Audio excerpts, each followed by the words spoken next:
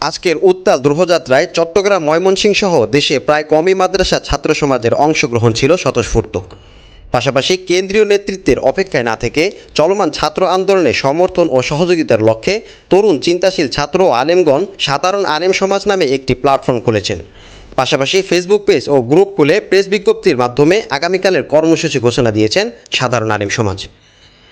Press বিজ্ঞপ্তিতে বলা হয়, বিগত কয়েকদিনে স্বাধীন বাংলাদেশে স্মরণকালের ভয়াবহ ঘটনাবলিতে শত শত ছাত্র জনতাকে হত্যা, জুলুম ও নির্যাতনের ঘটনায় আমরা সাধারণ আলেম সমাজ উদ্বিগ্ন।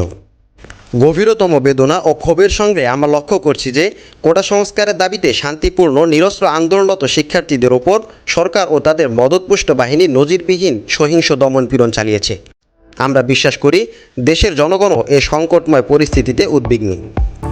এমন উদ্বিগ্ন সংকটময় পরিস্থিতিতে দেশের বৃহত্তর স্বার্থে শিক্ষার্থীদের ভবিষ্যৎ এবং সামগ্রিকভাবে শিক্ষাগণকে নিরাপদ ও শিক্ষামুখী রাখতে সাধারণ আলেম সমাজের পক্ষ থেকে আগামী ৩ আগস্ট শনিবার বেলা ১১টায় রাজধানীর দনিয়া বিশ্ববিদ্যালয় কলেজের প্রধান ফটকের সামনে আমারও কিছু বলার আছে প্রতিপাদ্যকে সামনে রেখে সংহতি সমাবেশ আহ্বান করা হয়েছে।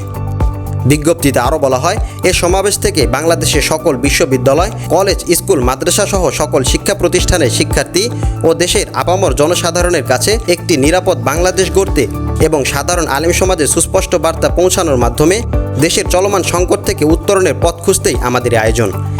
এতে দেশ বরেণ্য সাধারণ আলেম সমাজ, শিক্ষক, লেখক, বুদ্ধিজীবী, সাংবাদিক ও অ্যাক্টিভিস্ট, ইমাম, খতিব ও দ্বীনি কমিউনিটি থেকে উঠে আসা ভাইরা উপস্থিত থাকবেন।